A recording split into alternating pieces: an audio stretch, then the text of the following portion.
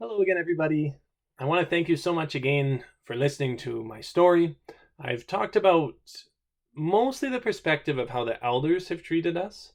So today we're going to talk about how the publishers, our friends, and family reacted to this email.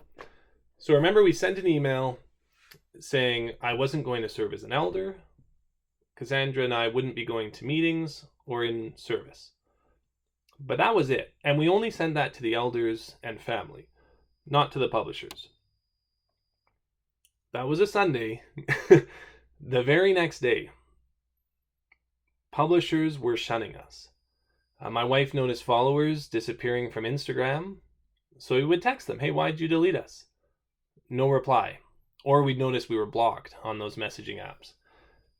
They were cutting us off, shunning us, just because they'd heard that we'd made this decision. Our close friends, like ones we'd hung out with a lot, they'd known us for decades, they weren't, for the most part, different. They would shun us, they'd throw away that relationship. Some were from across the country, so this information had to be second, third hand. They didn't verify it with us, they didn't check in with us.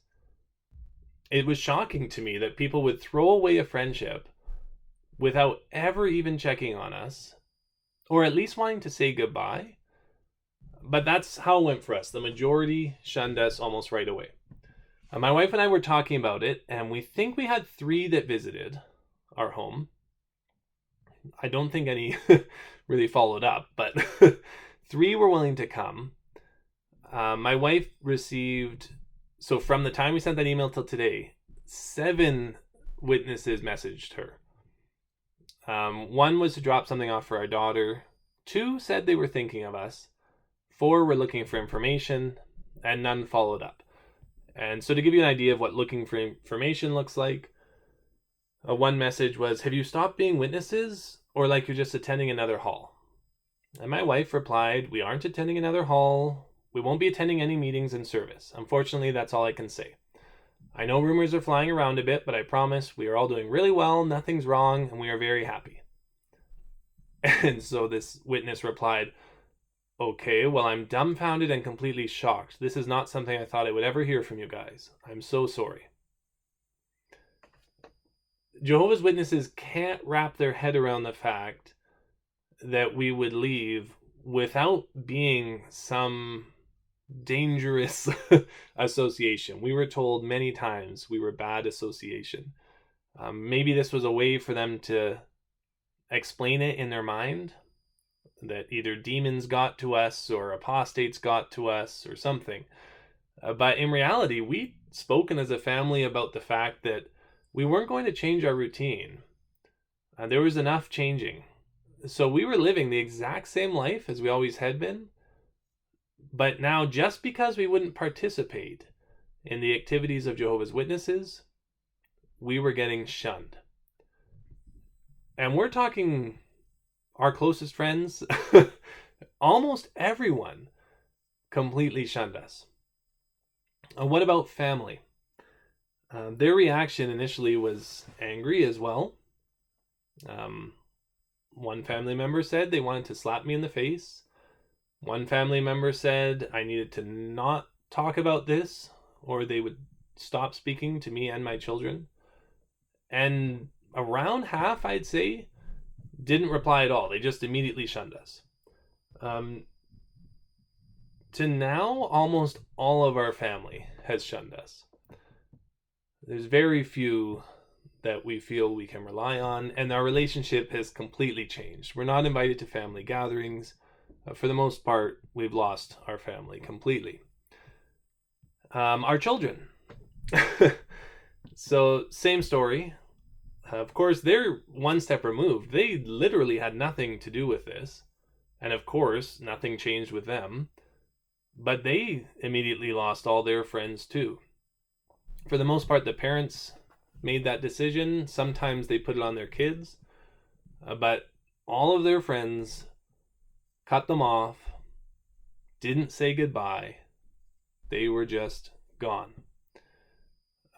When we talked to these parents to try to understand and to try to say, hey, like, our kids would love to see their friends. Either we didn't get a reply, or the parents would say, if they want to talk to their friends, they can come to the Kingdom Hall and do it at a meeting. Was shockingly manipulative. I can't imagine that anyone really feels that God would be pleased with those who were forced to go to meetings in order to see their friends. So that's what we went through. There was a lot going on at the time. More than I want to say. But hospital visits, our pet almost dying, lots was happening, and we were losing everybody. Watching your kids cry over and over about losing their friends, their best friends, not being able to say goodbye to them, being afraid that more people are going to abandon them, all of their families going to abandon them, and I didn't know really how to comfort them because that did seem to be what family was doing. That was really, really hard. And so that's where things stand today, that our family is nearly all gone. Those who are Jehovah's Witnesses, of course. Our prior friends are, I think it's safe to say, all gone. The kids' friends are all gone. And publishers in general fear us, shun us, have been told we're bad association. Keep in mind, even today, our life is just about the same as it was before we left the organization, with the only difference being that we won't do these things the organization considers important, or I guess it's fair to say considers mandatory. One example of how bad it got, my wife lost her sister to cancer 22 years ago, and they would go every year to the gravesite on the anniversary of her death to mourn her together. And so ever since we've been married, I go as well. And this year, her family uninvited her from that. She wasn't invited to mourn her sister. I don't understand. It's just not humane. It doesn't matter what you believe. You should be able to do that. My sister that I talked about earlier, who called that elder on us the first day, she sent an email letting us know she'd shun us. When I tried to reply, she had an elder read it and delete it. She won't even hear from me. She won't talk to her brother. It has been shocking how family treats us. Jehovah's Witnesses will often tell you that the reason they know it's the true religion is because of the love that Jehovah's Witnesses show. What do you think? Is the way we've been treating evidence that they are loving? Keep in mind, through all of this, we were active witnesses. Technically, by definition, we were still active members of the congregation. Our children, of course, had done nothing wrong. There was no love. Now, why is this? On the website, on jw.org, it asks the question, do Jehovah's Witnesses shun those who used to belong to their religion? And it's a short article. You can take a look if you want. But basically it says there's not going to be shunning even if you drift away. In fact, we're going to reach out to you. The only way you're going to get shunned is if you make it a practice to unrepentantly break the Bible's moral code. Well, I can tell you confidently, none in my family have done that. And yet we have been shunned by nearly all Jehovah's Witnesses.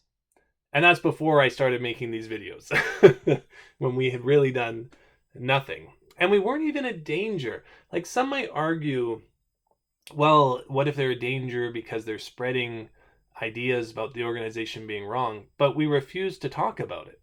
So there was nothing to protect publishers from. We never told them our reasons for leaving. So why is there that disconnect? JW.org presents, hey, we don't shun, this is the only way we would. Well, again, the training Jehovah's Witnesses receive is different.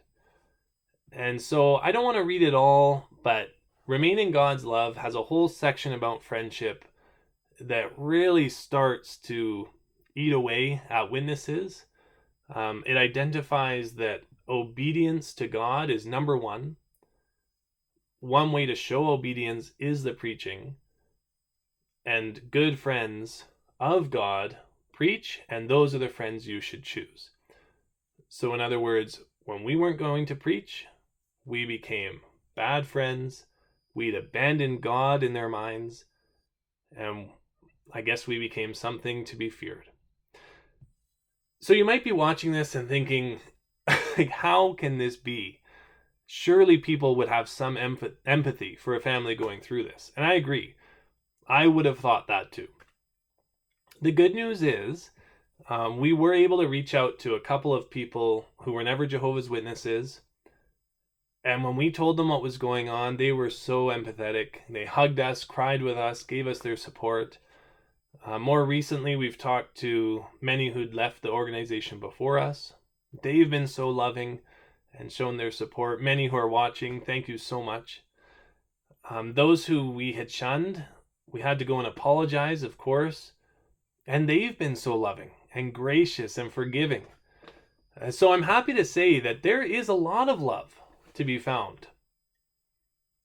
However, true and unconditional love, in our experience, is exceedingly rare among Jehovah's Witnesses.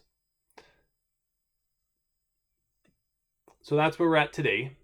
Lots of people have been asking what led us to examine Jehovah's Witnesses and what it was that convinced me and later my wife that this wasn't God's religion.